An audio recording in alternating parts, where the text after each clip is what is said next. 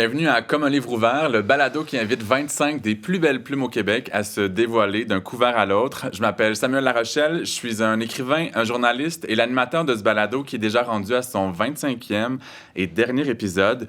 Pour l'occasion, j'ai invité un artiste qui publie des romans, qui écrit du théâtre, qui écrit des séries télé, qui fait de la mise en scène, du doublage, de la narration, des chroniques. Jean-Philippe Barry-Guerrard, bonjour. Je fais pas tout le temps ça du matin au soir non plus, là, disons. Mais dans les 10 dernières années, tu as fait tout ça. Ouais.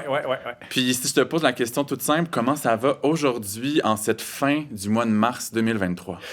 Très bien. Je dirais, en tout cas, si je regarde les dernières années, là, je suis pas à plaindre.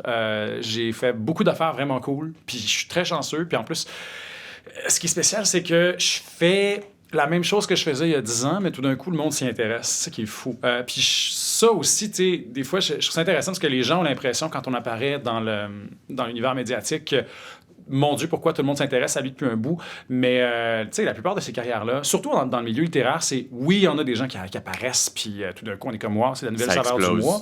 Mais, tu sais, moi, ça a vraiment été un escalier. Je trouve ça cool parce que, tu sais, j'ai pas eu à dealer avec beaucoup d'attention. J'ai pu m'habituer à, tu sais, c'est quoi sortir un livre, puis en parler, puis le vendre.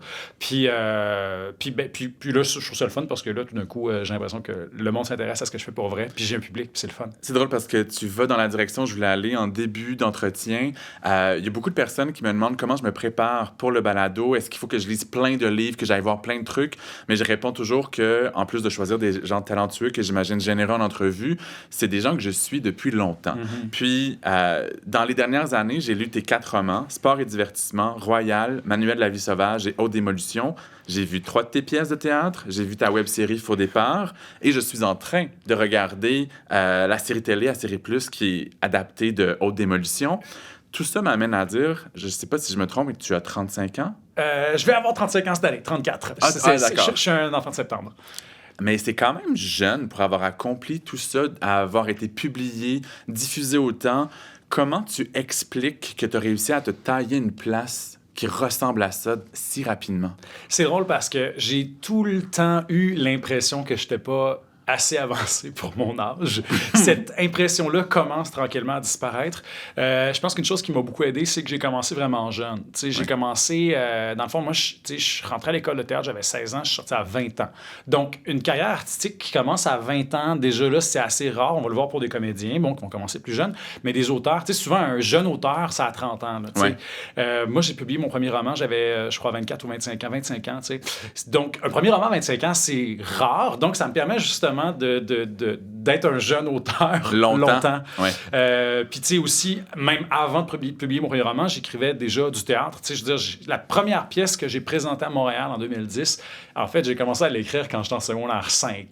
Puis finalement, à force puis c'était pas très bon la première version, puis justement, en faisant une école de théâtre, en analysant beaucoup de textes d'une perspective de comédien, j'ai compris comment ça marche un texte de théâtre, puis ça fait que j'ai pu mener ce projet-là à bout. Il y a bien des projets que tu pars en secondaire 5 qui mériteraient d'être sacrés au vidange. Il y en a quelques-uns qui n'étaient pas bons que sacrés au vidange, je vous rassure. Mais ouais, ça fait que j'ai très rapidement appris à faire mon métier. Puis je pense que j'étais pressé. Fait que ça a fait que les affaires ont bougé vite. Pas aussi vite que je le voulais à certains égards, mais définitivement, ça a aidé. Mais tu sais, commencer vite, c'est une bonne façon de se rendre loin. Mais qu'est-ce qui fait que ta perspective est en train de changer sur tu te sens moins en retard qu'avant? Parce que je sens que c'est payant aussi de ralentir. Si je prends, par exemple, le projet que j'ai présenté au Théâtre de Katsou en février, qui s'appelle « Vous êtes animal », c'est une pièce que j'ai commencé à écrire en 2015, présenté pour la première fois en lecture publique en 2016. Après ça, a fait l'objet de quelques labos. Il était supposé d'avoir une prod. Finalement, ça a été mis sur la glace. Puis là, finalement, il y a eu une autre prod plus sérieuse. Mais là, finalement, il y a eu la COVID. Fait que là, ça a été remis 2 ans plus tard. Et là, finalement, quand on est arrivé à la première, on était quasiment 6 ans, jour pour jour, après la première lecture publique. Donc, même pas le début de l'écriture. Ouais. Je suis pas habitué, moi, de travailler sur les projets aussi longtemps parce que je suis pressé. Puis là, c'est intéressant parce que j'ai trouvé que le projet avait gagné en complexité, était bien plus intéressant que certaines choses que je pouvais écrire très rapidement, qui ont leur pertinence aussi. Mais disons que ça m'a montré que c'est bon, parfois, de peser sur le frein puis de réfléchir longtemps pour un projet. Puis dans le balado, j'aime un peu parler du milieu littéraire, de nos rapports avec nos pairs. Je veux savoir quels sont les échos qui sont venus à tes oreilles sur ton émergence dans 3 milieux différents. Les gens pensent quoi de l'espace médiatique que tu occupes, des opportunités professionnelles que tu as et de ton succès? Il y a des gens qui me méprisent, ça je le sais, je l'ai vu. Quand Haute Démolition est sorti, il y a un libraire qui a fait une publication qui disait que mon seul talent, c'était celui d'être vendeur, puis que j'étais mieux d'en profiter parce que de passer la gratte, pour reprendre ses mots, parce que ça laisse savoir que mon livre est nul de chez nul. Ouf. J'ai trouvé ça intéressant, venant de la part d'un libraire qui aurait pu prendre ce temps-là pour peut-être mettre en valeur des livres qu'il considère qui sont bons, plutôt que de s'attaquer à un livre qu'il considère qui est poche. Moi, personnellement, je suis toujours plus de l'équipe de faire de la curation que de la critique, c'est-à-dire de mettre en valeur des choses qu'on aime puis d'ignorer les choses qu'on n'aime pas. Ouais. Puis je me rappelle qu'il y a beaucoup de gens qui avaient liké ça. Je pense qu'il y a des gens qui trouvent que c'est nul ce que je fais puis c'est vraiment correct. Dans le sens, il y a plein d'auteurs que je trouve nuls, moi aussi, puis ils méritent leur place. Là. Mais admettons, si on regarde ceux qui sentent dénigrer ton travail, ont peut-être des réactions sur ton succès, la place que tu occupes. Est-ce que tu as eu des échos de ça aussi?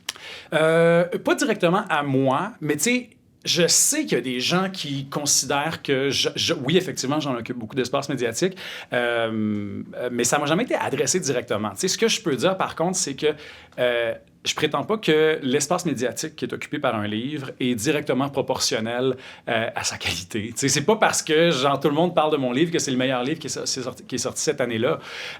Mais tu sais, l'affaire, c'est que je le sais que je suis bon pour vendre mes affaires parce que ça fait partie de ma job. Je veux dire, je suis dans les médias depuis... je fais de la radio depuis 2016. Puis, tu sais, en ayant une formation de comédien, déjà là, je pense que, tu sais, on sait comment se présenter, on sait comment parler. C'est pas quelque chose que tous les auteurs ont. Tu sais, si t'as étudié en littérature, t'auras pas eu de cours de voix, t'auras pas nécessairement...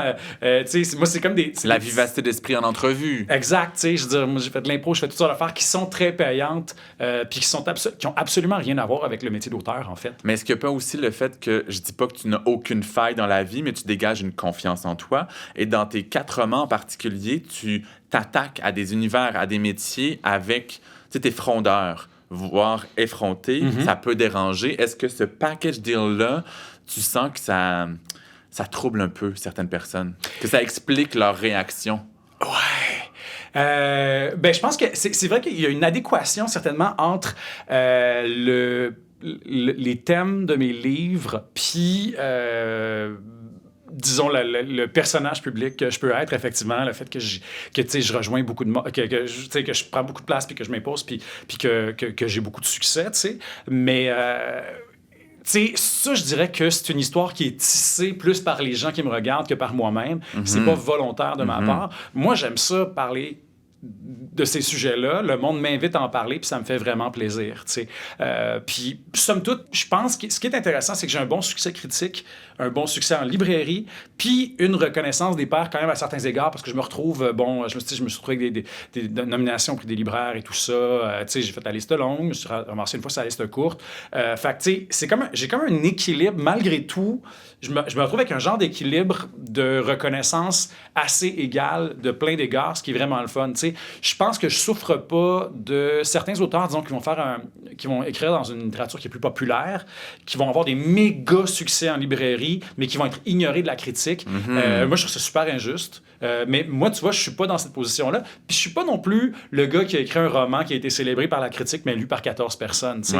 Fait que je suis comme dans une position mitoyenne qui est vraiment cool. Tu sais que c'est difficile à atteindre comme équilibre, hein? Vraiment, vraiment. Puis l'affaire, c'est que c'est pas moi qui le décide. Je suis très chanceux par rapport à ça. Cela dit, c'est vrai que le fait de travailler dans les médias, ça m'aide. Tu sais. Mais encore là, moi, je le répète, parce qu'il y a du monde qui dit que j'ai juste une garde littéraire parce que je travaille dans les médias. Ben, j'ai commencé à travailler à la radio après avoir publié 2 romans. Hein, fait que c'était pas... c'est arrivé après. Puis là, on parle beaucoup, par exemple, des prix dans le monde de la littérature. Est-ce que tu sens que les échos sont différents du milieu de la télé, du théâtre, versus ceux de la littérature? Est-ce que les gens réagissent à Jean-Philippe Barry-Guerrard différemment selon le milieu duquel ils sont issus? Oui, absolument. Je pense que, tu sais, en théâtre, j'ai jamais eu l'impression de me battre pour ma place parce que j'ai toujours senti que j'avais rapport là, parce que j'ai fait une école de théâtre, je me sens à l'aise dans ce milieu-là, je connais les gens. T'as commencé dans des petites salles avant d'accéder aux Ouais. grandes. Ouais, j'ai pas. Il y a personne qui m'a. En fait, ça, c'est vrai. En théâtre, il y a personne qui m'a déroulé le tapis rouge. J'ai travaillé fort en maudit, là. Je veux dire, j'ai tout financé mes projets moi-même, pas de sub, pendant des années. Mon show qui s'appelle Tranche-Cul, que j'avais fait à Espace Libre en 2014. Je me rappelle que, tu sais, ça m'avait coûté 16 000 là. Puis quand je dis ça m'avait coûté 16 000 c'est quand on a balancé les chiffres à la fin, on était à moins 16 000. Puis c'est moi qui l'ai payé. Puis ça m'a fait plaisir parce que je considérais que c'était un bon investissement. Pareil comme un musicien qui va financer la production de son premier album. C'est un bet que j'ai fait qui a été bon pour moi. Mais tu sais, ouais, fait que moi, je sens pas que je l'ai eu. J'ai eu de free pass là-dessus. T'as mangé tes croûtes en théâtre. Ouais. Et en télé, comment ça a réagi? Ça, c'est intéressant, mais la télé, c'est difficile à dire parce que j'ai l'impression que y a pas de, on le voit pas aussi facilement, je pense. On voit pas les réactions aussi facilement. C'est comme des années plus tard, les gens, tu vas croiser quelqu'un ou tu vas travailler avec quelqu'un, qui va dire « Ah oui, j'avais vu ça dans le temps, j'avais bien aimé. » T'sais. Mais ce qui est le fun, par contre, en télé, c'est que j'ai aussi eu l'impression d'avoir disons, une petite rampe de départ tranquille. J'ai commencé en scénarisant une série web, donc plus petit Au départ, format. sur l'extra de Tout.tv. Ouais, avec Catherine Brunet, puis Antoine Pilon, réalisé par Marc-Claude Blouin. Superbe prod de Passé-Go, j'avais adoré faire ça. Ouais. Ça, c'est le fun. Je trouve que je n'étais pas en train de prendre la place de qui que ce soit parce que c'est un petit projet, petit budget. On m'essayait. Dit, t'as 34 ans et t'as déjà 2 séries prime time à ton actif. Ouais. Il y a beaucoup de monde qui rêverait de ça, puis qui dit rêverait de peut générer de la jalousie. Est-ce que tu en as senti ou ça s'est pas rendu à toi? Ça s'est pas rendu à moi. Peut-être qu'il y a des bons pare-feux qui me cachent de ça. Je pense que l'affaire aussi, il faut dire, c'est comme ces 2 séries-là sont des adaptations littéraires, il y a... tu sais, c'est un succès pour moi qui est en fait directement relié à mon succès comme auteur de romans. Et ça montre aussi à quel point, je pense, d'avoir été validé par un autre milieu haut la porte ailleurs. Ouais. C'est beaucoup plus facile pour moi d'arriver et de dire à des producteurs et ensuite un diffuseur « Hey, je pense que ça peut marcher, guys. Il y a du monde qui l'ont lu, ce livre-là. Ça a été un best-seller. Ça peut marcher à la télévision, on va l'adapter puis ça va fonctionner. » À quel point on te fait confiance comme scénariste solo à qui j'imagine qu'on associe un script éditeur d'expérience, mais à quel point on te fait confiance sachant que tu as fait tes armes dans une autre forme d'écriture? C'est intéressant. La littérature, les gens semblent assez ouverts à ça, les gens qui viennent de la littérature en télé. Le théâtre, je sens beaucoup plus de frilosité par rapport à ça. J'ai l'impression que le mot théâtre, dès qu'on est à l'écran, on n'aime pas ça parce qu'on pense à du jeu théâtral, on pense à quelque chose de trop gros. Fait que souvent, les gens ont très, très peur de ça. Ou de trop verbeux, parfois. Oui, ou de trop verbeux, absolument. Ça aussi, on va le dire. Je me rappelle, C'est juste la TV, il y a un chroniqueur dont je ne nommerai pas le nom, qui, à chaque fois qu'une série parlait beaucoup, était verbeuse, disait « Ah, ça fait théâtre. » J'étais comme... Je pense que t'es pas allé voir beaucoup de pièces de théâtre dans les dernières années pour dire ça, mais il y a quand même des préjugés associés au théâtre qui peuvent donc créer des barrières quand il y a le temps d'écrire pour la télé. Absolument. Mais encore là, ce que je trouve super, c'est que j'ai eu une bonne courbe. J'ai commencé, j'ai écrit pour le web seul, mais très bien encadré avec Passé-Go, qui sont une boîte de prod vraiment géniale. Ensuite, j'ai co-scénarisé Manuel La Vie Sauvage avec Christian Laurence, qui était le réalisateur. Là, c'était le fun parce qu'on avait quelqu'un qui avait de l'expérience et aussi une connaissance pratique d'un plateau de tournage. Je veux dire, moi, je connais les plateaux comme comédien, mais après ça, toute la prod, j'ai jamais vu ça, moi, un dépouillement de scénario et tout ça. Donc ça, c'était très utile. Puis par la suite, j'ai pu scénariser une vraie série en solo. Je dis en solo majoritairement, j'étais à 90%. J'avais Suzy Bouchard qui m'aidait pour tout ce qui est l'écriture des stand-up dans Haute Démolition. Ouais. Mais, tu sais, j'ai été chanceux parce que je me suis pas fait confier des projets qui étaient trop gros pour moi. Je me suis fait confier des gros projets, mais on m'a vraiment formé. Puis la script édition, ça, franchement, c'est un poste qu'on ne connaît pas toujours quand on n'est pas en télé. Ça change tout. Moi, j'ai eu la chance de travailler avec quelqu'un de très, très pédagogue qui s'appelle Hélène Perra, qui est vraiment génial. Puis moi, ça m'a formé beaucoup de réflexes. Puis ça fait que maintenant, je suis beaucoup plus confortable d'écrire de la fiction pour l'écran maintenant. Je suis là-dedans, je suis en train de vivre ça aussi. Là, puis c'est quand même une grande transition. Oui. Mais on s'en reparlera plus tard des différences entre les types d'écriture. On parle de où t'es rendu pour ton jeune âge de 34 ans. Mais il faut dire que tu as fait référence à ton école de théâtre. Mais bien avant, tu as fait du théâtre avec Rita Lafontaine Ouais. à Âme-Sud. Ouais. Dis-moi, c'était quoi la pièce, puis comment, si jeune, tu as obtenu ce rôle-là? C'est génial, cette histoire-là. J'avais 16 ans, donc j'étais en secondaire 5 et je venais tout juste de savoir que j'ai été accepté à l'école de théâtre du cégep de Saint-Hyacinthe. Puis, à peu près, sur quelques semaines après avoir eu cette nouvelle-là, quelqu'un m'a dit qu'il a vu une affiche quelque part. Je pense que c'était même affiché à mon école secondaire. Il y avait un théâtre dans la région, moi je viens de Plessisville, théâtre dans la région, un théâtre d'été qui cherche un jeune acteur pour incarner le fils de Nana dans Nana et les autres. En fait, en réalité, c'était un montage. Donc, la première portion du spectacle, c'était un montage de Nana, encore une fois, si vous permettez. Puis la deuxième partie, c'était Surprise, Surprise, qui est une courte pièce de Michel Tremblay. Voilà. Le spectacle, le montage s'appelait Nana et les autres. Ouais. Et c'était Rita Lafontaine qui incarnait Nana, qui est le personnage mythique inspiré de la mère de Michel Tremblay. Donc, j'incarnais Michel Tremblay. Jean-Marc, son alter ego. Ton premier rôle professionnel, c'était ça? Ouais, j'ai joué Michel Tremblay. Puis en plus, Michel Tremblay est venu voir la pièce que je trouve complètement débile. Je veux dire, j'avais 16 ans et j'ai joué Michel Tremblay devant Michel Tremblay. Puis, ouais, ça a été... Ben, ça se peut pas, cette histoire-là. Puis, il y avait aussi Marie-Michel Desrosiers et Louise de Traverse qui jouaient dans cette production-là. C'est comme débile. Ça se peut pas, à 16 ans, faire ça. Puis, en plus, avec un enchaînement d'événements qui est assez magique parce que je sais que je m'en vais à l'école de théâtre. Puis, juste avant de faire l'école de théâtre, j'ai droit à une production professionnelle avec des vieux de la vieille qui sont... tu sais, je veux dire, qui ont tout vu. Là, ouais. Je veux dire, qui ont travaillé sur des créations de Tremblay, tout ça. Fait que moi, ça a vraiment été magique pour moi. Après ça aussi, ça donne peut-être une perception un petit peu erronée de la réalité parce que ça m'a donné l'impression que tout était facile puis qu'on m'attendait avec un tapis rouge pratiquement déroulé devant moi dans le milieu, ce qui n'est pas vrai. Ouais. Il faut que tu travailles. Tu sais. Dans le fond, faire écho à une expérience que j'ai eue avec Rita Lafontaine quand j'étais beaucoup plus jeune parce que moi aussi, j'ai fait mes auditions dans les écoles de théâtre puis j'avais aussi été la réplique de quelqu'un d'autre dont la coach était Rita Lafontaine. Donc, j'ai eu l'occasion à une reprise de faire un 2 heures avec elle et je me souviens d'une dame très, très douce avec une grande expérience qui n'impose rien, qui veut que tu sois à l'aise avec ses commentaires. Toi, ton rapport avec elle et ses directions, c'était quoi? Ben, elle faisait pas la mise en scène, fait que c'est certain que j'avais pas eu à... elle avait pas eu à me diriger tant que ça, mais quand même, c'est une partenaire de jeu qui a de l'expérience, fait qu'elle oriente le travail, certainement. Moi, je l'avais trouvé... C'est drôle parce que j'ai jamais eu l'impression qu'elle me traitait comme un élève. J'avais l'impression qu'elle me traitait comme un égal, même si j'avais 16 ans. Ouais. Très compréhensive, très... Ben, aussi quelqu'un qui a des histoires à raconter. Très humble aussi, ça m'a étonné. Quelqu'un qui... à l'âge où j'ai travaillé avec elle, je veux dire, elle avait peut-être fin soixantaine, début 70, qui approchait cette affaire-là, et c'est un personnage qu'elle connaît, qu'elle a déjà joué, elle l'approchait quand même avec l'humilité de quelqu'un qui fait ça pour la première fois. Puis ça, je trouve que c'est tout le temps génial. Moi, les comédiens angoissés, je trouve ça bon. Je trouve que c'est une bonne chose. Des comédiens qui sont pas sûrs de leur shot, je trouve ça toujours génial. Puis après ça, c'est aussi la job des directeurs d'acteurs, là, que ce soit un réalisateur, un metteur en scène, de faire, c'est bon, là, tu t'es posé les bonnes questions, tu as bien fait, mais là, go, vas-y, t'es capable. Puis cette expérience-là, outre le fait de te donner l'impression que ce serait peut-être plus facile que ça l'a été, puis de te faire espérer un tapis rouge devant toi, est-ce que c'est venu cristalliser l'envie de faire ta place dans le monde des arts plus tard? Est-ce que ça fait, c'est sûr que c'est ça pour moi? Ah oui, absolument. Ouais. Oh oui, parce que, tu sais, je me rappelle que, bon, je me dis, je fais mes auditions pour l'école de théâtre, puis j'avais des gens qui avaient auditionné l'année avant moi de mon école secondaire, qui m'avaient dit, tu sais, tu t'attends pas à être pris, puis je suis comme, non, je sais. Puis là, finalement, j'apprends que je suis pris, puis là, je me dis, bon, ben, je suis pris, mais je sais faire une école de théâtre, c'est pas garant de rien. Fait que, bon, tu sais, je veux pas trop me péter les bretelles. Puis là, finalement, ça arrive, puis c'est beaucoup de confirmation en très peu de temps que peut-être que j'ai fait le bon choix. Puis ça, c'est cool. Puis c'est très rassurant. Puis oui, c'est bon. Faut faire face à de l'adversité là, pour réussir, je pense, puis travailler fort. Mais c'est le fun aussi, des fois, d'avoir des confirmations qu'on est à la bonne place. Ouais. C'est vraiment cool. Puis c'est pas vrai que ça te rend paresseux. Là, moi, c'était juste comme...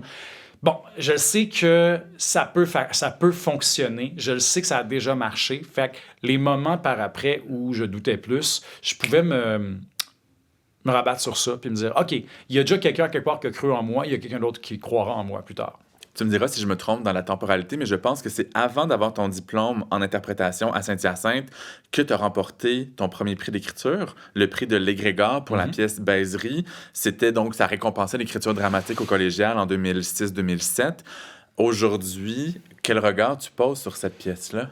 Mon Dieu, je veux pas la relire parce que je suis sûr que j'aurais honte. Ah, à ce point-là. Ben oui, parce que, tu sais, moi, je suis quelqu'un qui raffinerait constamment tout ce que j'ai fait avant. Je retournerais à tout ce que j'ai fait pour l'améliorer, en faire de meilleures choses. Après ça, tu sais, je peux pas nier du tout ce que j'ai fait. Puis c'est génial, là, ce que ça m'a amené, cette pièce-là. Puis c'est vrai. Puis tu sais, je tiens à dire que Les Grégor, il y a beaucoup de monde qui sont actifs aujourd'hui comme auteurs qui l'ont fait. Sarah Berthiaume a fait ça. Simon Boulris, Farah Thibault, une pièce qui vient d'être présentée à la Licorne. Chocolat. Oui, Chocolat, qui a gagné Les Grégor. Il y en a plein, là, des auteurs des autrices qui ont gagné Les Grégor et pour qui ça a été un engagement marquant, une récompense marquante. Puis moi, tu sais, certainement, Les Grégor, d'abord, ça m'a confirmé que je suis pas fou, je suis capable d'écrire. Ouais. Puis ça m'a dit, cette pièce-là vaut peut-être la peine d'être montée. Il était question par la gang qui avait fait la mise en lecture de faire une production avec ça. Ça s'est pas avéré. Ce qui fait que moi, en sortant de l'école de théâtre, je me suis dit, bon, ben j'en ai un projet. Je vais la monter, cette pièce-là. Puis ça a été ma première mise en scène. Avec une gang de comédiens que je connaissais, qui venaient de finir dans l'école eux aussi. Donc, ça a été une super expérience. Puis je suis vraiment content de ça. Tu sais, je pense ces genres d'expériences-là, quand elles arrivent au bon moment, peuvent vraiment changer une orientation de carrière. Mais tu as gagné ce prix-là tôt, donc l'écriture t'intéressait depuis très longtemps. Ouais. Puis dans les années qui ont suivi le diplôme en interprétation, tu as consacré beaucoup, beaucoup de temps à l'écriture. Ouais. Pourquoi, quand est venu le temps de faire tes choix de carrière, du moins de programme d'études, tu as choisi l'interprétation plutôt que la littérature ou la création littéraire? Je voyais plus d'utilité pratique à faire une école de théâtre comme comédien. Je voyais plus tu sais, je sentais que j'avais, peut-être baveux de ma part de dire ça, mais je sentais que j'avais plus à apprendre comme comédien que comme auteur, parce que dans ma tête, n'importe qui peut écrire. Mais ça, je le pense encore, sincèrement. À force de travail. Ouais, c'est ça, tu sais. Puis, dans le sens où je pense que c'est tout à fait un avantage d'avoir fait une maîtrise en littérature. Puis je pense que ça donne des auteurs très intéressants qui ont autant de références puis qui ont autant réfléchi à ce que les mots peuvent signifier. Mais je suis aussi intéressé à lire le roman d'un plombier, tu sais, que de la personne qui a fait une maîtrise en littérature. Fait que, tu sais, Ou d'un plongeur. Ou d'un plongeur. On sait ce que ça donnait, que finalement, ça a valu la peine, tu sais. Ouais. Fait que c'est pour ça que je me suis dit, je pense que je vais aller chercher plus ça. Et aussi, pour vrai, sincèrement, c'est parce que j'avais regardé, je me rappelle quand je suis en secondaire 5, les modalités du programme d'écriture dramatique à l'École nationale de théâtre. Puis l'âge minimal d'inscription était de 21 ans. Puis ils en prennent 1 ou 2? 2 Ouais. par année. Fait que les chances sont minces. Ouais, c'est ça. Puis moi, il fallait que j'attende 5 ans. Puis quand tu as 16 ans, 5 ans, là, c'est dans 50 ans. Là, ça n'a pas de sens. Puis je me suis dit, hey, je peux auditionner dans une école de théâtre puis me mettre là-dedans, baigner là-dedans maintenant. Ouais. Puis je pense que pour n'importe quel auteur de théâtre, d'avoir une... Tu sais, à l'École nationale, même les étudiants en écriture finissent par avoir des cours d'interprétation parce qu'il faut que tu aies eu un rapport pratique. Il faut que tu comprennes c'est quoi prendre un texte et essayer de le rendre. Mm-hmm. Puis comme comédien, on fait ça constamment. T'sais, on va le faire des fois d'une manière très pratique. On se donne une scène, interprète-la, trouve ce qu'il y a à jouer là-dedans. Ou de manière plus théorique, dans les cours d'histoire du théâtre, on analyse des pièces et tout ça. Fait que c'est très, très utile pour un auteur, même si c'est pas ça le programme d'études. À 17 ans, tu as choisi l'avenue de l'interprétation. À 17 ans, je suis allé en journalisme au lieu d'aller justement en écriture dramaturgique, en création littéraire ou en littérature. T'as fait ATM, c'est ça? Ouais, Okay. à Jonquière. Fait qu'avec le recul, je regrette absolument pas mon choix. Tu m'as décrit, ça a été quoi ta réflexion au moment de faire tes choix? Est-ce qu'avec le recul, t'es comme, j'ai vraiment bien fait d'aller en interprétation plutôt que dans un programme d'écriture? Oh oui, mais après ça, on le connaît pas, cet univers parallèle-là où j'aurais fait le programme d'écriture. Peut-être que j'aurais eu une vie formidable aussi, tu sais. Ouais. Je pense que je suis quand même chanceux. Je me trouve chanceux parce que je trouve que, tu sais, j'ai eu la chance de faire plein d'affaires différentes, puis c'est dû à plein de hasards et de choix que j'ai fait sans dissous. Mais je suis certain que il y aurait eu d'autres possibilités tout aussi intéressantes. Puis je pense que j'aurais pu avoir du fun. Mais je suis quand même mauditement content actuellement d'être un comédien qui a fini par devenir un auteur parce que je pense que c'est plus facile, je crois, que d'être un auteur qui finit par être comédien. On en a du monde comme Jean-Philippe Lehoux, par exemple, qui a une belle carrière d'acteur. Mais disons que c'est plus l'exception que la règle dans ce cas-là. Ouais. Et avant qu'on débute l'enregistrement, j'ai fait un clin d'œil à notre première entrevue en 2013. C'était pour le Nightlife. Ouais. C'était mes premiers mois de journaliste professionnel. Puis c'était pour ta pièce... Puis tantôt, je t'ai dit tranche-cul, c'est même pas vrai, c'était pour Warwick. Wow, OK. Ouais, fait qu'on remonte vraiment loin. Et j'avais écrit ceci. Doutant de vouloir devenir comédien alors qu'il étudie en interprétation au cégep de Saint-Hyacinthe, Jean-Philippe Barry-Guerrard est aujourd'hui plus que jamais convaincu qu'il veut faire le métier, mais pas à n'importe quel prix. Ouvre les guillemets, et là tu disais, faire du théâtre juste parce que c'est le fun, ça ne s'inscrit pas dans ce que j'ai le goût de faire. J'ai besoin d'apporter quelque chose d'utile à mes pièces. Quand je fais du théâtre, j'ai envie que mon travail s'inscrive dans une démarche intellectuelle avec une certaine portée sociale. 10 ans plus tard, trouves-tu que tu as atteint ça, que tu as fait œuvre utile avec ton écriture dramaturgique? Bonne question. En tout cas, moi, je suis content de ne pas grincer les dents en m'entendant il y a 10 ans. Ça, c'est une bonne C'est citation. cohérent. Puis ma position n'a pas changé. Je trouve ça un petit peu prétentieux, comment je l'ai dit à l'époque. mais pourquoi pas? C'est bon d'avoir des standards. Est-ce que je l'ai réussi? Je le sais pas. Je faudrait demander aux spectateurs. Mais je trouve que ma démarche s'est raffinée, en tout cas. Puis je suis pas mal content de ça. J'ai réussi à faire des choses de plus en plus, disons, poussées, réfléchies. Comme je disais, plutôt aussi de prendre le temps un peu plus a permis de pousser ces démarches-là un peu plus. Mais ouais, je pense, je regarde ce que j'ai fait depuis 10 ans. J'ai écrit une couple de trucs où j'ai fait beaucoup de recherches. Puis il y a des gens qui me sont revenus avec des retours comme quoi ça les a fait beaucoup réfléchir. Fait que ouais, je pense que oui. Fait que tu as abordé beaucoup d'enjeux sociaux. Oui, absolument. J'ai fait Tranche-Cul, qui est une pièce sur le discours haineux, le droit de parole. Pièce qui a drôlement vieilli, pour le meilleur et pour le pire. Là, je serais pas à l'aise de représenter ça aujourd'hui parce que ça va loin, ça dit des choses qui sont inacceptables. C'est ça le propos de la pièce, mais quand même. À l'espace libre. À l'espace libre, oui. C'était une époque où on commençait à se questionner sur le rôle que les réseaux sociaux jouaient dans le débat social, dans la démocratie. Puis c'était intéressant parce que c'était 2 ans avant l'arrivée de Trump, mais il y avait beaucoup de choses déjà qui étaient là. Puis j'ai commencé un peu aussi à m'obséder avec la technologie, avec une pièce qui s'appelle La singularité proche, qui a un peu jeté les bases aussi de Manuel La vie sauvage. Donc, tout ça était relié un peu. Puis, là, ça récemment aussi avec Vous êtes animal, qui, encore une fois, s'intéressait aux idées, au débat social, à comment les idées circulent. Ça ressemblait beaucoup à Tranche-Cul à beaucoup d'égards. Puis Manuel La vie sauvage, au-delà de la technologie, c'est aussi la notion du capitalisme qui est remis en question. Et puis de l'éthique. Oui. Absolument. Fait que ouais, je suis pas mal content. Pour moi, ce que j'aime du théâtre aussi, c'est que j'aime ça le voir comme un espace de débat parce que on contrôle plus d'éléments dans comment les gens le reçoivent. La télévision, les gens sont chez eux, je ne sais pas comment ils vont recevoir ce que je dis. Le deuxième degré passe-t-il? Pas clair. Pareil en littérature, je suis passé à côté d'eux pour leur donner le ton, mon dialogue, est-ce qu'il est à prendre au premier degré ou pas? Au théâtre, c'est pas parfait, évidemment. Je peux pas contrôler comment les gens complètement reçoivent ce que je dis, mais quand même, on a une meilleure lecture de la température de la pièce. Je le sais si les gens rient, si les gens sont mal à l'aise. On le sent quand même beaucoup plus, ces choses-là. C'est pour ça que moi, je veux continuer à faire du théâtre dans cette perspective-là. L'idée du forum, du débat, c'est la meilleure place, je trouve, pour aborder des idées. Aussi parce qu'il y a un investissement qui est assez grand quand même de la part du spectateur. Là, on se déplace, on est là, je leur ai donné, comme eux, ils me donnent 2 heures de leur soirée. Je vais essayer de respecter ces 2 heures-là puis de faire mon travail le mieux possible, tu sais. Puis les gens, c'est une expérience collective, fait qu'on sort du théâtre, puis c'est sûr qu'on demande à son ami, ouais, comment t'as trouvé ça, toi? À quoi t'as pensé? Que ça, tu sais, j'ai haï ça, ce bout-là. Il me semble que ça n'avait pas de bon sens. Il me semble que ça, j'ai jamais vu ça au théâtre, tu sais. Fait je trouve ça vraiment cool, puis ça reste, même si c'est quelque chose de très anonyme, parce que, tu sais, on va rejoindre des très petits publics, là, tu sais, ça a la possibilité de faire vivre des expériences très fortes. Puis moi, comme spectateur, c'est encore quelque chose que j'adore. Puis j'ai énuméré tout à l'heure plusieurs projets que tu as fait dans ces 3 médiums-là. J'aimerais te lancer le défi, ou simplement la question de vulgariser comment c'est différent d'écrire pour ces 3 médiums-là. Pour les personnes qui nous regardent et nous écoutent, en quoi c'est différent de faire un roman, une pièce et une série télé? Wow! Très bonne question. Là où j'ai le plus de liberté, c'est quand j'écris un roman. Je peux faire ce que je veux parce que j'ai pas de considération budgétaire. J'ai pas de considération de faisabilité. Je peux mettre le nombre de personnages que je veux. Je peux faire... Mon histoire peut se passer n'importe où, sur Terre, sur une autre planète, dans une autre galaxie, à une autre époque. Par contre... je suis tout seul longtemps avec mon histoire. C'est beaucoup de travail.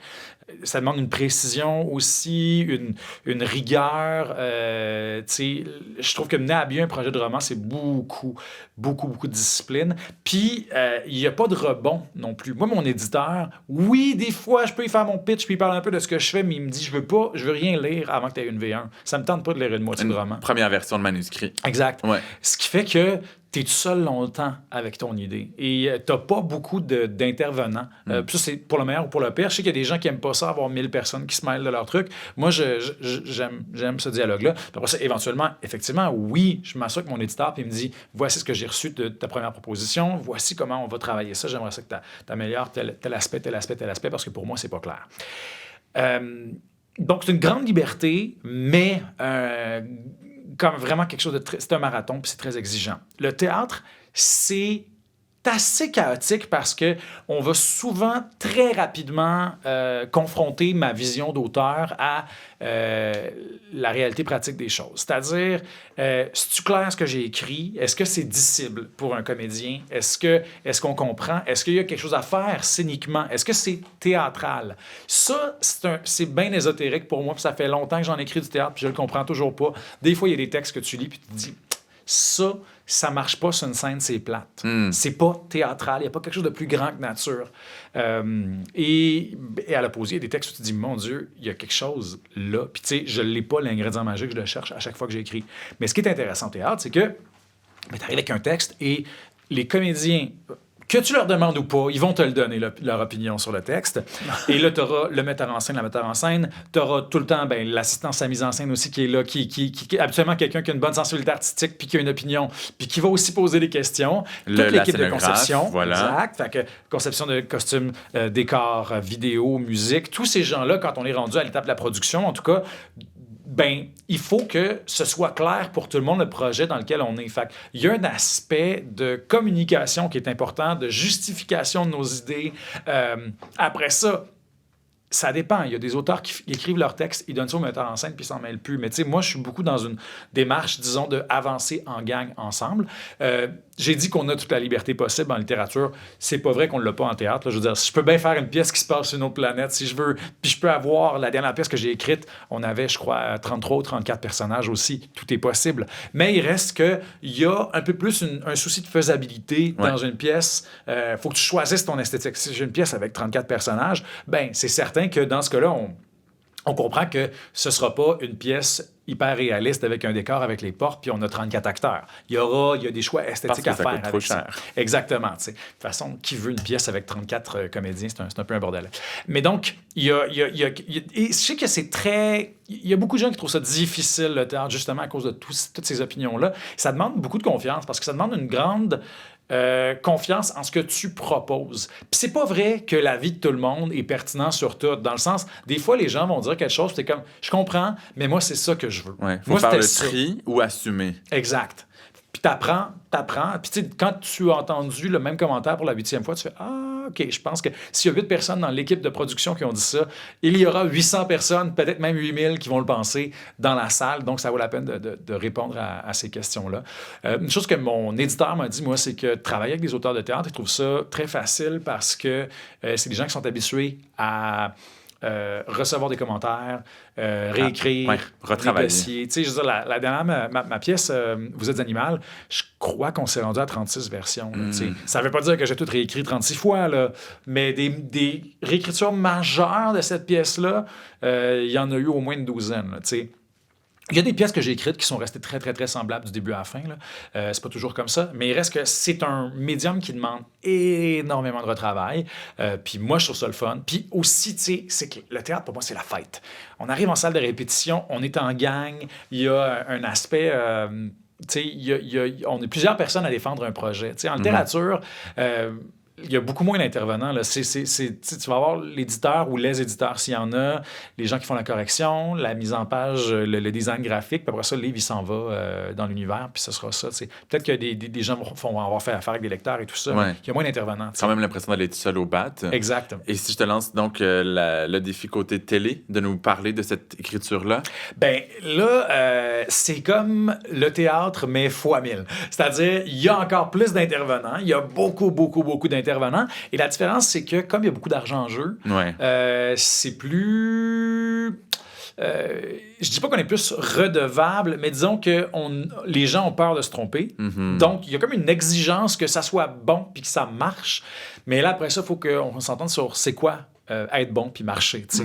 Puis moi, j'ai été très chanceux parce que j'ai généralement eu des gens qui marchaient dans la même direction que moi puis avec qui on s'entendait. Puis quand ça fonctionnait pas, ben la porte est ouverte, puis on peut négocier. C'est beaucoup la négociation. T'sais. Pareil, oui, aussi en théâtre, mais particulièrement en télé, c'est négociation, c'est vendre. C'est dire, je comprends que tu penses que c'est pas bon, mais on va prendre une demi-heure, puis je vais te l'expliquer. Fait que c'est de la communication, c'est d'apprendre à comprendre comment tes idées peuvent être interprétées, puis de trouver la façon de les envelopper, de les emballer pour que ton idée passe le plus clairement possible, puis qu'on comprenne ce que tu veux faire. Parce que moi, des fois, ça m'est arrivé que le monde de me dire « Ah, fuck, je pense qu'ils aiment pas ce que je fais. » Puis en fait, ben, c'est pas tant qu'ils aiment pas mon idée, c'est que ce qui s'est rendu à eux autres, c'était pas du tout ce que j'avais dans ma tête. Donc, c'est d'apprendre à communiquer en embrassant des codes qui sont très spécifiques, une écriture qui est très, très codifiée, il y a des normes et tout ça, devoir gérer des enjeux de budget. Là, beaucoup plus qu'au au théâtre, oui, effectivement, des fois, t'as pas ta subvention, t'auras pas ton décor. Sauf que, tu sais, je peux me mettre un chapeau sur la tête, puis tout d'un coup, je suis Sherlock Holmes au théâtre, puis le monde va me croire. Ouais. L'esthétique théâtrale permet de raconter plein de choses avec 2 piastres et quart. C'est le fun quand on peut se payer le plateau tournant de Robert Lepage. C'est super. Mais moi, j'ai fait des pièces avec presque rien, puis on réussit à raconter des choses hors de l'ordinaire. Mais là, en télé, faut dealer, il faut être inventif. Mais c'est des contraintes qui sont super intéressantes. Mais il y a aussi cette idée en télé de montrer les choses plutôt que de les évoquer. Ouais. Puis, on n'a pas accès à l'intériorité, à moins d'aller dans le vieux principe de l'avoir-champ qui peut être bon ou très mauvais.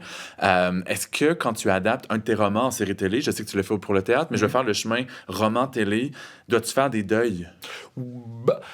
Non. Qu'il soit douloureux ou pas? Ben oui, dans ce cas-là, non douloureux, oui. Parce que ça. moi, si tu me dis deuil, je pense à quelque chose qui est douloureux. Ouais. Mais moi, je fais table rase, puis ça implique beaucoup de changements pour que ça fonctionne. Ouais. Moi, je suis attaché à l'esprit de l'œuvre d'origine, mais pas à l'œuvre d'origine elle-même. Ce que je trouve intéressant dans cette idée-là du show don't tell, de montrer plutôt que de raconter, c'est que ça fait beaucoup la temporalité et le détail et la spécificité. Puis moi, je fais beaucoup de recherches pour mes romans. Tu sais, j'aborde des univers que je connaissais pas toujours. Puis ça me prend beaucoup de travail et de recherche. Puis quand j'arrive à la télé, ça m'est arrivé quand même 2 fois, j'arrive à la télé, je fais comme « Oh shit, j'ai encore plus de recherche à faire parce que je pensais que je comprenais mon truc. » Mais quand on rentre dans le détail, ben là, on zoome in encore plus. Des choses qui sont... Tu sais, on s'en rend parfois pas compte. En littérature, on fait de l'ellipse sans s'en rendre compte parce qu'on passe par-dessus parce qu'on pense que c'est plate puis c'est trop détaillé. Mais là, à la télévision... Des trucs comme manipuler un objet ou l'organisation comme là, tu sais, quand je travaillais sur Manuel La Vie sauvage, il a fallu que je comprenne le détail, là, mais vraiment le détail du partage des parts dans la fondation d'une compagnie, qu'est-ce qui se passe quand on injecte de l'argent extérieur puis qu'on dilue ces parts-là. Je pensais que je comprenais. Finalement, je suis retourné voir le même avocat qui m'avait aidé, qui est spécialisé en start-up, qui m'avait aidé pour la première version. Puis je suis retourné poser des questions et tout ça. Puis ça demande une attention aux détails qu'on peut facilement oublier dans un roman. Ben après ça, tu sais, c'est peut-être moi, c'est ma personnalité, mais moi, j'ai besoin que ces affaires-là soient détaillées, expliquées clairement à l'écran pour qu'on les comprenne. Puis, je trouve que c'est un défi vraiment cool parce que ça me fait prendre conscience d'à quel point, finalement, je connais rien.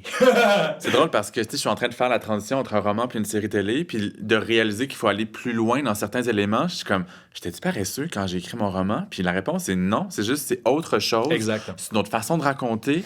Puis mon premier roman a été publié en 2013, puis dès la première fois, beaucoup de journalistes m'ont posé une question que je ne te poserai pas parce qu'elle m'énerve profondément. Qu'est-ce que je choisirais entre les 2 professions, genre journalisme ou écriture littéraire? Puis je considère que j'ai pas à choisir, puis que les 2 se nourrissent beaucoup. Ouais, puis il y a beaucoup de grands auteurs qui n'ont pas eu à choisir parce que c'est pas bon.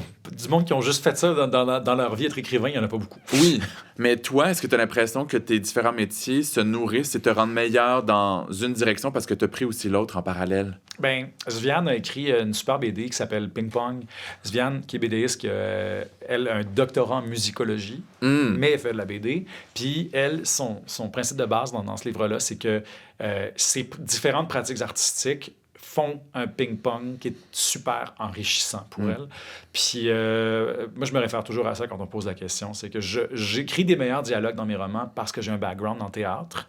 En tant qu'auteur et comédien, bien sûr. En plus, oui, c'est ça. Pareil pour la télé, je suis capable de d'écrire des bons dialogues à l'écran parce que j'ai cette expérience dans le théâtre, mais je pense que le fait d'avoir un background en littérature me donne quand même des avantages en structure, puis une capacité d'avoir une vue d'ensemble quand j'écris pour la télé et maintenant aussi pour le théâtre. Ça donne un certain recul. J'ai développé des mécanismes en écrivant pour la télé qui me permettent de mieux structurer. Tu sais, la structure dramatique est tellement importante pour notre travail, tellement en télévision que, ben, des fois, j'amène certains de ces réflexes-là vers la littérature puis vers le théâtre. Fait que tout ça, pour moi, c'est des vases communicants, puis ça se nourrit, puis ça s'informe. Puis, tu sais, je rajouterais à ça aussi même les autres formes de travail que je fais qui ne sont pas de l'écriture. Ben, le doublage, la narration, la chronique. Tout ça m'aide. Tu sais, quand j'ai commencé à faire la radio, ça m'a appris à aller vers l'autre, poser des questions, rencontrer des gens que je connais pas pour faire de la recherche. Tu es un peu baveux dans ta chronique radio aussi. Aussi. Fait que tu as perfectionné cet art. En plus, tu sais. fait que tout ça. Puis ça m'a aidé, tu sais. Moi, je fais ma recherche est vraiment plus facile et plus approfondie depuis que j'ai appris à faire des reportages radio pour toutes mes œuvres. Puis parfois aussi, ça me donne de l'inspiration. Je veux dire, Manuel La Vie sauvage, je l'ai écrit parce que j'ai eu un déclic quand j'étais allé faire un reportage sur C2 Montréal. Ça m'a donné l'idée, j'ai toute cette opulence-là, puis parfois un peu le verbiage que je trouve un peu vide, m'a intéressé à la culture tech, tu sais. Fait que j'ai beaucoup de... Moi, j'aime... Moi, l'idée de l'auteur pur qui vit de son art puis qui fait que ça m'a jamais vraiment intéressé. Puis je comprends que les gens veuillent ça parce que c'est super le fun. Ça peut être vraiment intéressant, je trouve, de donner toute ta vie à ça. Mais moi, je pense que aussi, ultimement, je saurais pas de quoi parler. Si je faisais juste écrire dans la vie, ben, un moment donné, j'aurais plus de choses à raconter. On va prendre le chemin de la psychopop pendant quelques minutes ou quelques secondes. Est-ce que tu penses qu'on a accès à différents aspects ou volets de ta personnalité selon la forme d'art où on découvre ton travail? Bonne question. Je pense que non. Je pense que le vrai moi, on l'a particulièrement, surtout dans mes romans, parce que je trouve que c'est un médium où on a plus l'occasion de rentrer dans dans la psyché des personnages. Et donc, par association, la mienne, parce que je veux dire, je comprends qu'on invente, mais on invente surtout à partir de son propre cerveau. Tandis que, tu sais, je pense que le théâtre, pour moi, je le tourne plus vers l'extérieur. C'est mes observations. Après ça, ça reste mes observations sur la société à travers ma lorgnette. Fait que c'est certain que comment je regarde le monde, ça finit par parler de moi. Puis la télévision, ben... Jusqu'à maintenant, c'est sûr, c'est plus difficile à dire parce que comme j'ai fait principalement l'adaptation à la télé, c'est passé par la littérature, mais même au niveau de... Je dirais que en télévision, la structure, le rebond dramatique est tellement important que je le place dans l'ordre de priorité plus haut que raconter quelque chose qui est proche de moi. Puis alors que, tu sais, en littérature, automatiquement, ça va se faire. Parce que je trouve intéressant, puis je me trouve vraiment chanceux par rapport à ça, c'est que comme...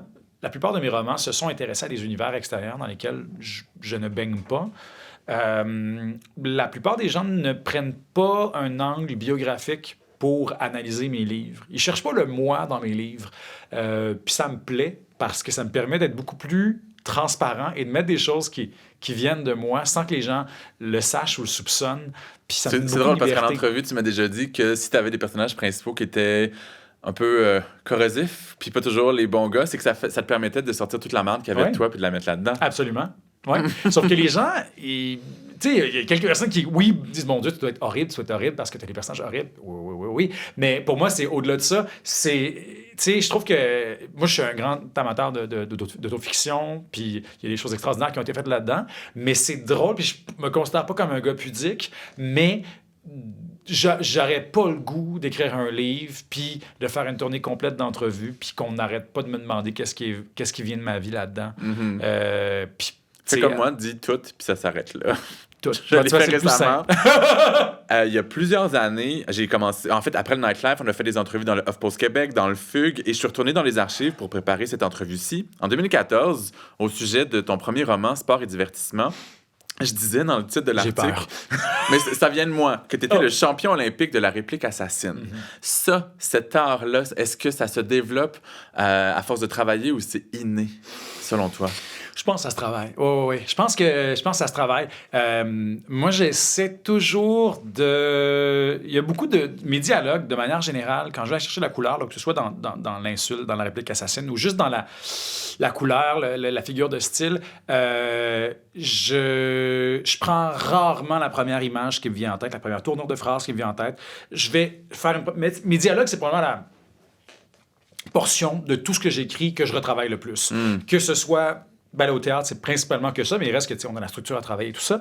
Mais dans mes romans, à la télévision, c'est toujours à ça que je m'intéresse le plus parce que ça reste ça qu'on va retenir, tu sais. Fait que j'essaie de voir comment est-ce que je peux prendre, mettons, une figure de style ou une tournure de phrase ou une expression connue, puis me l'approprier, l'amener ailleurs, la trouver autrement. Tu sais, les auteurs qui nous marquent beaucoup, qu'on retient, du monde comme François Letourneau, par exemple, ou je veux dire qu'on pense à Les Voisins. Pourquoi est-ce qu'on retient autant Les Voisins? Parce que chacune des répliques est tellement inusitée et a amené des...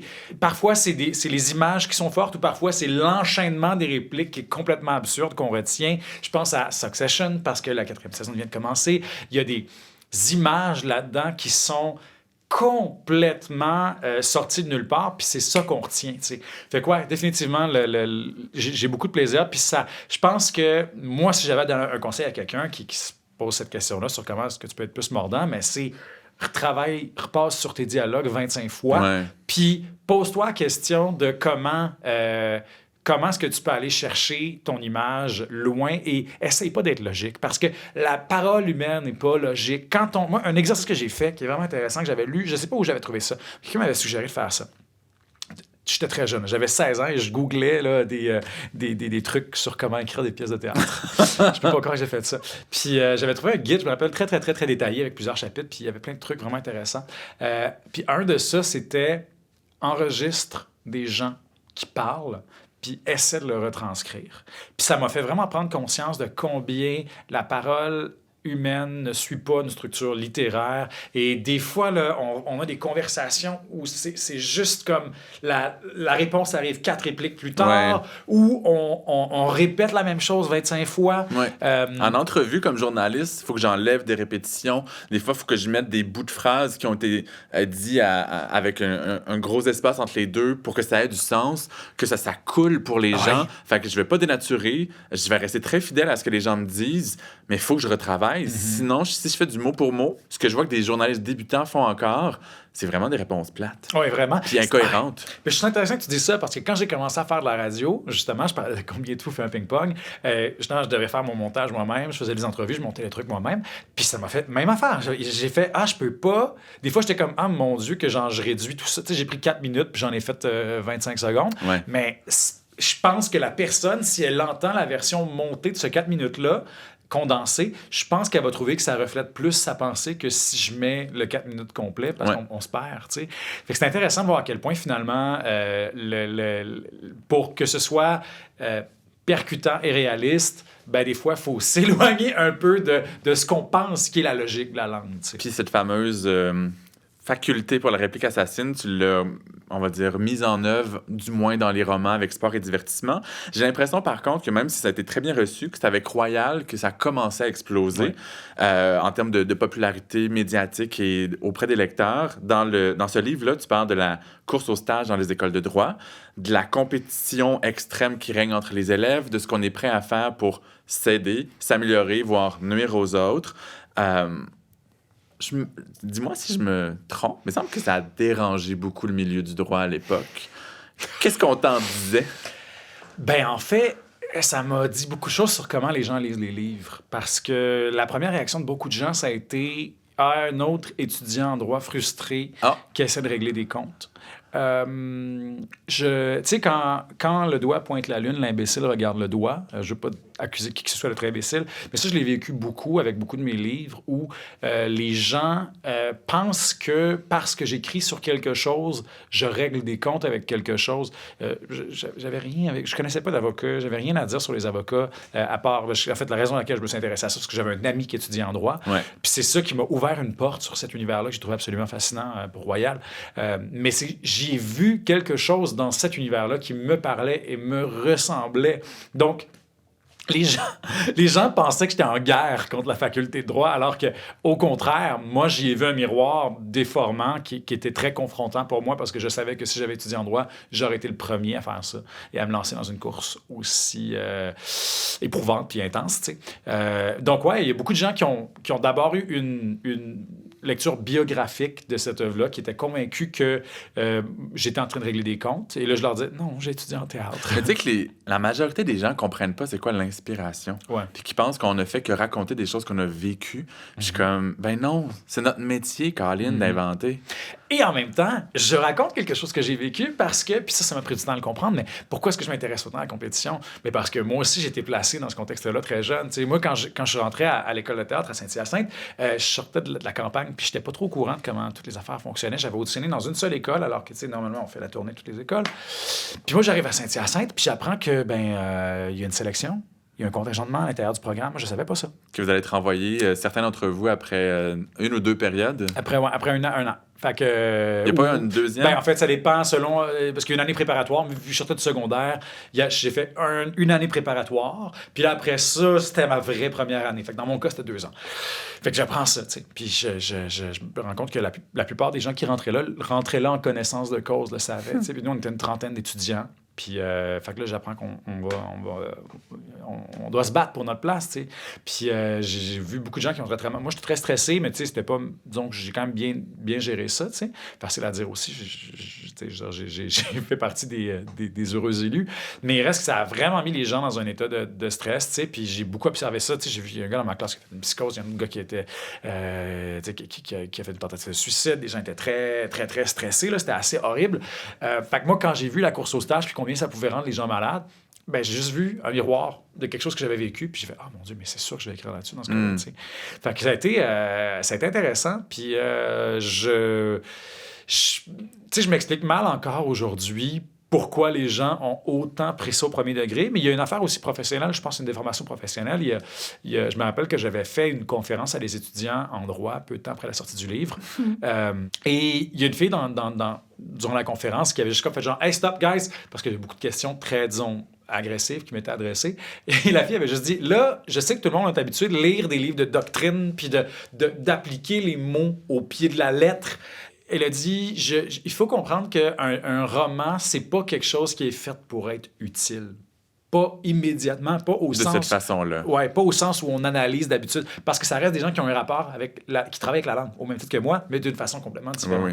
Avoir des amis avocats fait comprendre ce genre de choses. Quand il y a un débat, se faire dire « Mais t'as dit ça dans ces mots exacts. » Je suis comme...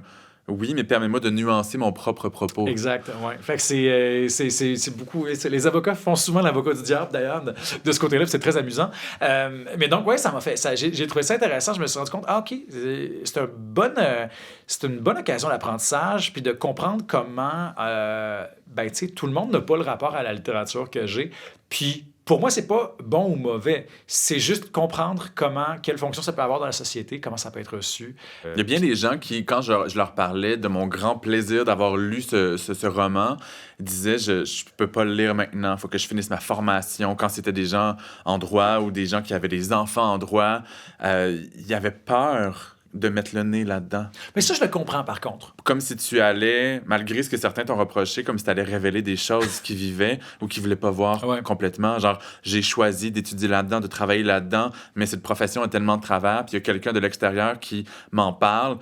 Je suis pas prêt psychologiquement à y aller. Mais je peux comprendre parce que, tu sais, comme tout sujet sensible, il y a, tu sais, il y a des œuvres, qui, si on la voit au mauvais moment, ça peut nous déclencher, ça peut nous faire mal, je peux comprendre que ça peut aussi peut-être même saper ton envie de continuer. Je pense que, tu sais, moi, je vis très bien avec ça, tout comme il y a des humoristes qui m'ont dit, hey, je pense que prends-le pas personnel, je le lirai pas, Haute Démolition. J'ai commencé 10 premières pages, j'ai fait, non, ça marchera pas, tu sais, je peux pas, c'est too much pour moi, puis je fais, c'est parfait. Tu sais, moi, j'ai haï les films d'horreur. Je les écouterai pas. Ouais. Mais c'est drôle. Moi, si il est question du milieu littéraire ou journalistique, ça me dérange pas, puis je vais le lire sans problème. Mais bon, chacun a un rapport différent avec sa profession. Ouais. Tu m'avais dit, en 2016, à la sortie de Royal, que toi-même, tu avais un rapport particulier avec la performance. Ouais. As-tu slacké un tour depuis ou ça s'est empiré? Je pense que j'ai pas slacké, mais j'en suis plus conscient. Tu sais, après ça, on a l'héritage familial qu'on a. Moi, j'ai une famille d'overachievers. 2 sœurs médecins. Ouais, c'est ça, sportives aussi, tu sais. Fait que, tu sais, j'ai une famille de sportifs. On a toujours été... Puis, tu sais, ça a beaucoup de points positifs, là, dans le sens, je vais pas jouer du violon un matin, là, il y a pas, je fais pas pitié pas en tout, j'ai été très privilégié, puis tout le monde peut avoir des réserves sur la façon dont il a été élevé, là, tu sais, c'est vraiment correct. Mais moi, je dirais plus que je fais juste poser un regard là-dessus, puis ça me fait réaliser que je suis très différent d'autres personnes qui ont eu d'autres genres d'éducation. Je suis pas du tout en train de jeter la pierre à mes parents. T'sais. Mais c'est toujours amusant quand on vieillit surtout, puis qu'on a plus de recul sur notre éducation, de réaliser qu'on est une personne très différente d'autres personnes à certains égards. T'sais. Puis oui, effectivement, moi, j'ai réalisé que j'ai beaucoup d'aspects de ma vie comme une course ou une compétition. Puis ça a été... tu sais, c'est épuisant, là. C'est bien épuisant. C'est super bon aussi. Ça me permet de me motiver. Je vis très mal avec l'oisiveté, la paresse. C'est une chose qui me fait sentir très coupable. Donc, ça fait de moi une personne productive. Donc, ça m'a permis d'être rendu là où je suis à 34 ans. Je te cite à nouveau. Je réfléchis souvent au fait qu'une carrière artistique est bâtie sur du vide et que le château de cartes peut s'écrouler. Après chaque projet, j'imagine que je ne travaillerai plus et je trouve ça super angoissant. Il y a un lien pour moi avec la performance. Ouais. Ça te pousse à faire quoi, cette peur-là? Jamais arrêté. Jamais. Le vide, après un projet qui se termine, je l'ai... tu sais, je l'ai vécu très, très tôt dans ma vie, justement. Mettons, mon premier contre-théâtre dont on parlait avec Rita Lafontaine, j'ai 16 ans, ça vient de se terminer. C'est sûr que c'est un deuil super éprouvant pour moi à cet âge-là. Tu sais, c'était comme la meilleure chose qui m'était arrivée professionnellement. Puis je m'étais dit, oh mon Dieu, c'est terrible. Tu sais, est-ce que ça va me réarriver? Fait que je pense que depuis, j'ai constamment voulu avoir un rond allumé de plus pour pouvoir me lancer dans autre chose, tu sais. Puis, tu sais, ça a du bon et ça a du mauvais parce que l'absence complète de projet devant soi, c'est aussi un espace de liberté puis de détente puis de réflexion qui peut mener à explorer des nouveaux territoires puis réfléchir à de nouvelles choses, puis c'est très, très bon. Mais, ouais, tu sais, j'ai toujours eu besoin d'être sur autre chose. Ça me réconforte beaucoup.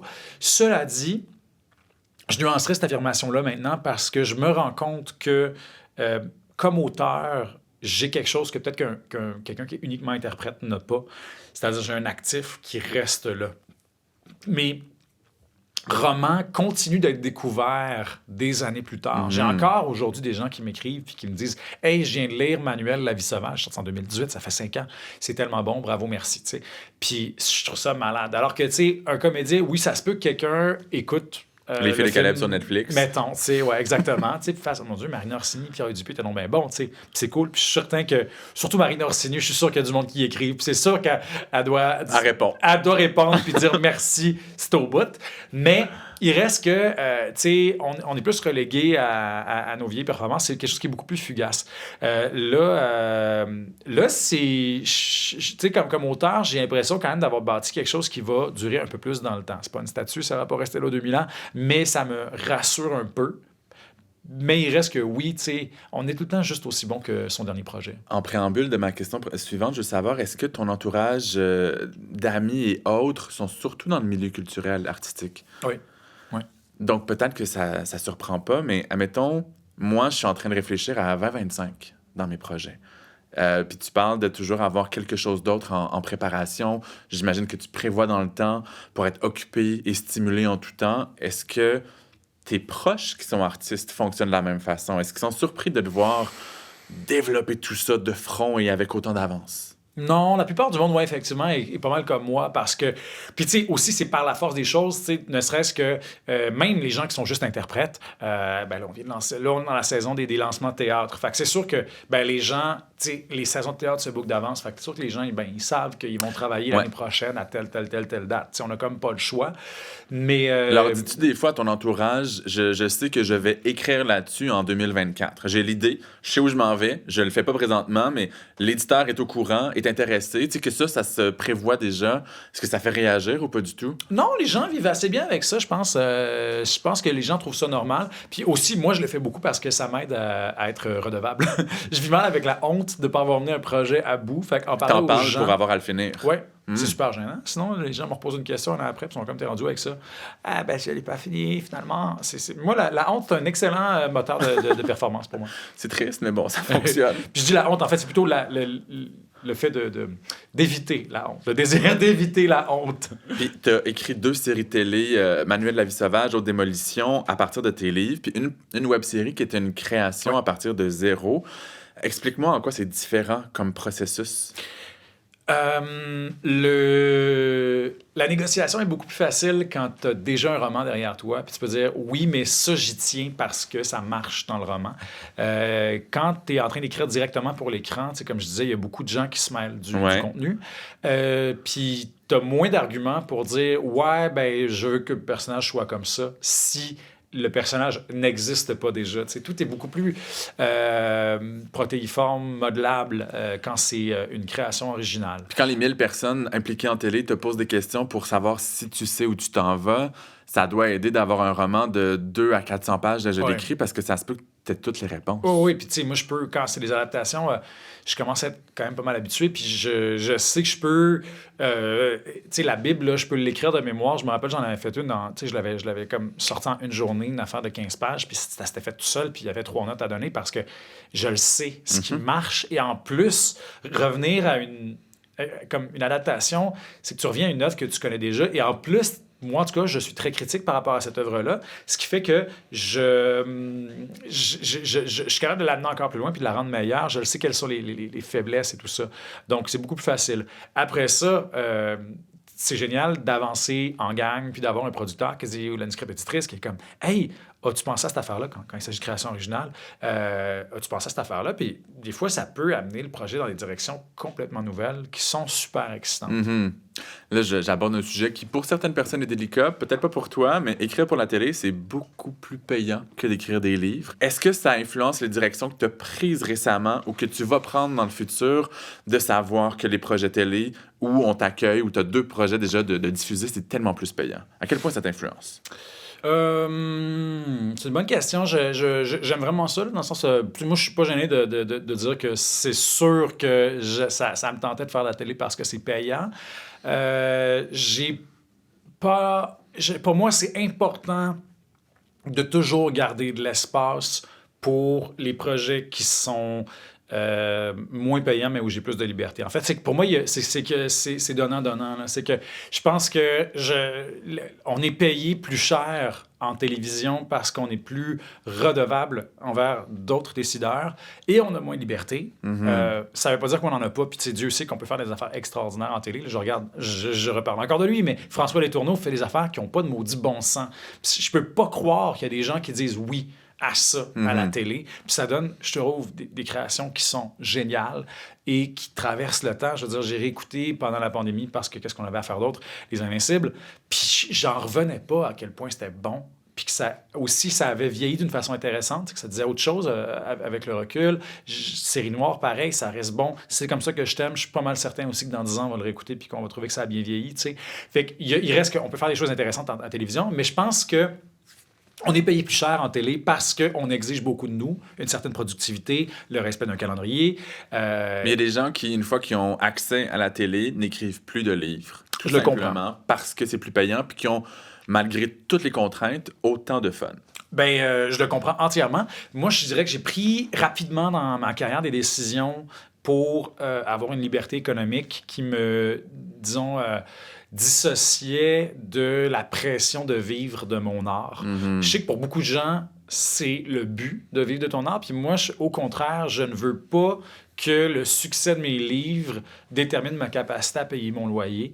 Ce qui fait que je peux faire bien... Puis si un jour, je décide d'écrire un livre qui peut-être ne pourrait pas avoir un aussi grand succès populaire, qui serait plus niché, qui serait un objet ovni, ben que je m'en empêche pas. Ouais. Moi, je veux dire, ultimement, mon argent, même si je fais beaucoup d'argent avec la télé, ultimement, là, au quotidien, même si je me définis, tu sais, je travaille moins comme comédien, ultimement, c'est ma job de comédien qui me fait vivre. Tu sais, je fais de la voix, je fais du doublage et tout ça. Ça, c'est mon revenu de base. Puis si j'écrivais pas, je vivrais quand même. Ce qui fait que les décisions que je prends par rapport à mes projets, c'est quasiment des bonus. Sincèrement, même pour la télé, je le redis, c'est beaucoup d'argent, mais quand les premières fois que je recevais des paiements pour de la scénarisation, je me disais, ben c'est super, ça va me faire je vais mettre ça dans mes placements. C'est pas de l'argent que je vais aller dépenser demain matin.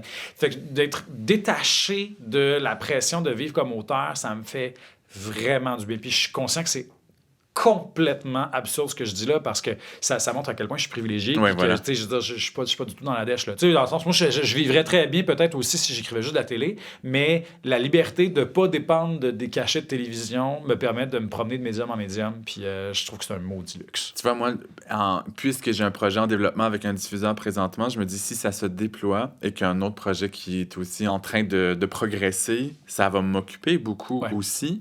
C'est des 10 épisodes, voire plus.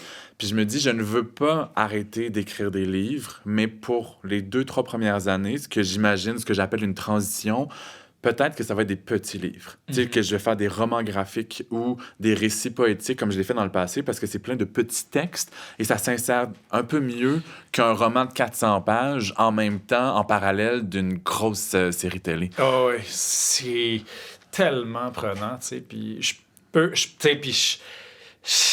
je comprends aussi parfois le sentiment d'avoir peut-être travaillé beaucoup dans le vide quand tu fais un roman puis que tu en auras vendu, c'est un très bon vendeur, 5 000. Donc, tu auras fait peut-être 10 000, 12 500 en termes de vente. Puis peut-être que si tu étais chanceux, tu as eu un 15 000 pour l'écrire. Puis rappelons aux gens que ça, c'est rare. C'est rare en plus. Ouais. Alors que tu vas facilement faire le triple de ça, le quadruple de ça, c'est écrit pour la télé, selon le format, le nombre d'épisodes, puis à quel point tu es en demande. T'sais. Tu parlais tantôt du fait que tu fais des voix, la narration, du doublage. Peux-tu nous donner un aperçu des acteurs ou peut-être des personnages en animation que tu as fait? Une des premières choses que j'ai fait pendant quelques années, c'était Benjamin la Tortue, série pour enfants, où je faisais Raphaël le renard. Et Papa Renard aussi, Monsieur Renard. J'ai un acteur que j'ai fait beaucoup, qui s'appelle Sam Claflin, qui a joué dans Hunger Games, qui a joué récemment aussi dans Daisy Jones and the Six. Le blondinet qui était avec Katniss. Non, ça, c'était le... Je me rappelle plus du nom de l'acteur, mais c'est un personnage qui arrive à partir du deuxième film, qui est là jusqu'à la fin. Il a joué dans Pirates des Caraïbes aussi. Quels autres acteurs est-ce que je fais, mon Dieu? Rapidement, à brûle pour point, je peux dire Sam Claflin. Je perds le fil parfois, mais j'ai fait ça beaucoup. Puis sinon, au niveau de la... Tu sais, je suis la voix de Radio-Canada depuis 2013 pour, dans le fond, la voix masculine là, de Radio-Canada. Peux-tu faire un extrait de Radio-Canada? Voici le signal horaire officiel du Conseil national de recherche du Canada. Au début du très prolongé, il sera exactement midi, heure normale de l'Est. Je sais pas si pour les gens normaux, ce que je veux dire, c'est étrange, mais parce que je suis des cours de chant puis parce que j'aime beaucoup ça, moi, je trouve ça complètement fascinant. Ça a l'air hyper agréable de faire des voix. Oui. Est-ce que tu as autant de plaisir que j'imagine que j'en aurais? Mais Puis aussi, l'affaire, c'est que je sais pas comment dire ça autrement, mais c'est comme facile comme job, je trouve. Ouais. Dans le sens où j'y vais et j'ai une chose à faire.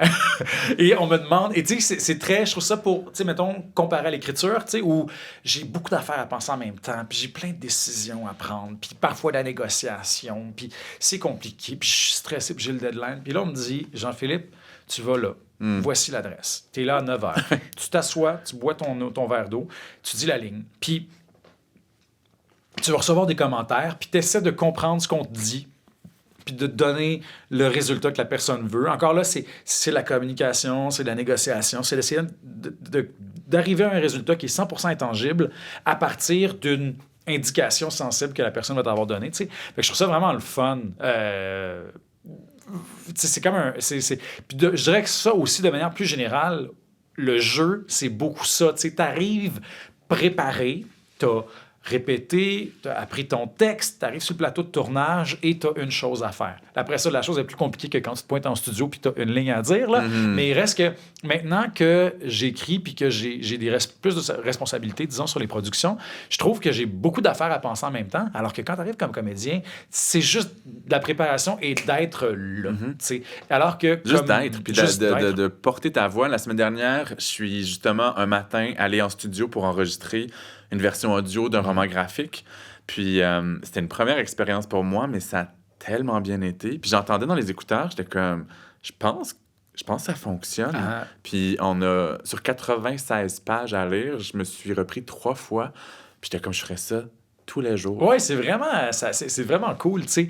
Je pense que, tu sais, moi, le luxe que j'ai, justement, c'est que je peux faire ça. Et après ça, quand j'ai envie d'être capitaine du bateau puis de prendre des décisions, je peux le faire aussi. Tu sais, je pense que c'est ça le luxe de la carrière que j'ai, c'est que j'ai tout ça. Si je faisais juste... être dirigé, peut-être que je me tannerais, tu sais. Mais c'est vraiment... C'est un grand luxe, ouais. Je sais pas si c'est parce que tu as beaucoup de projets dans toutes ces formes d'art-là, mais je te vois pas si souvent en salon du livre. Ouais. Qu'est-ce qui fait que tu y vas peu? Et barre oblique, sens-tu que tu fais partie du milieu du livre? Moi, j'y vais quand mon éditeur me demande d'y aller. Ouais. Fait que je fais pas la tournée complète. Lui, tu sais, je pense que, probablement, c'est une petite maison d'édition, c'est l'édition de ta mère, là. Fait que... Il va pas partout. Il va pas partout. Il va à Québec, il va à Montréal.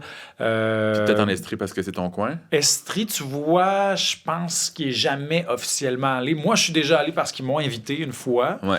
Puis oui, effectivement, vu que c'est mon coin, c'est super pratique. Là. Mon père est à Sherbrooke, fait que je peux dormir chez mon père quand je vais au Salon du livre de l'Estrie. Mais fait que je fais Montréal, Québec, quand je sors un livre. Mais tu vois, cette année, je vais même pas à Québec parce que j'ai j'ai rien qui est sorti cette année. Puis là, je vais sur la Côte-Nord parce qu'on m'a invité... C'est les plus beaux du circuit, je t'avertis. C'est la première fois que j'y vais. Je suis invité d'honneur, fait que là, ils m'ont invité, fait que je vais y aller, ça va me faire plaisir, puis j'adore la Côte-Nord. Mais ouais, c'est juste, je suis pas...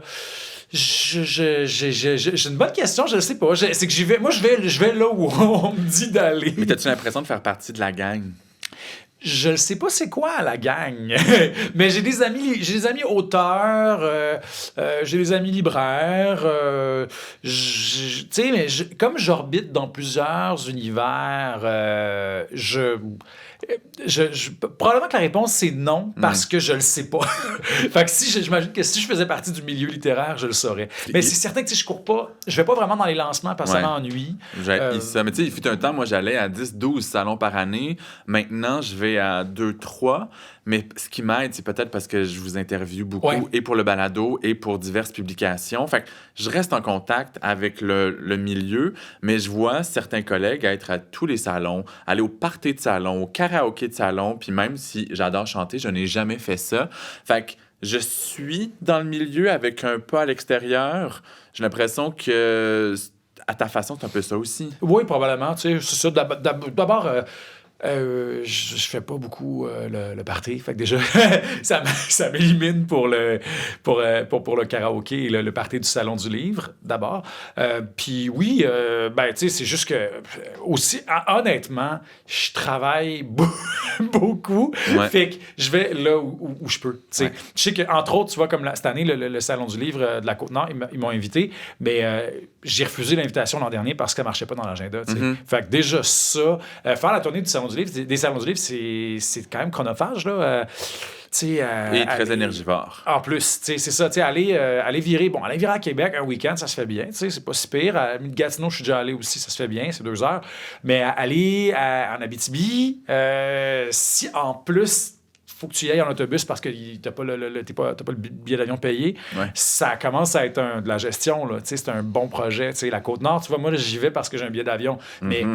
Mais aller faire une journée de déplacement, 4 jours de salon, une autre journée de déplacement, c'est rare. Moi, mes minutes sont comptées dans mes semaines. Fait que c'est tough, tu sais.